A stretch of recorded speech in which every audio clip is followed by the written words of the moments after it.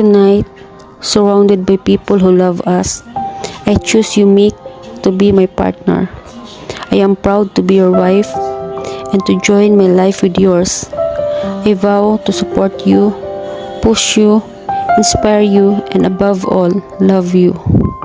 For better or worse, in sickness and in health, for richer or poorer, as long as we both shall live.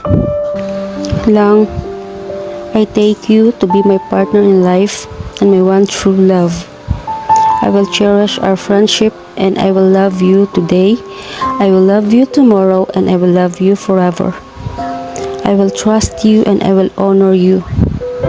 I will laugh with you and I will cry with you. I will love you faithfully through the best and the worst. I will love you through the difficult and easy. What may come, and I will always be there for you. As I have given you my hand to hold, so do I give you my life to keep. I love you so much.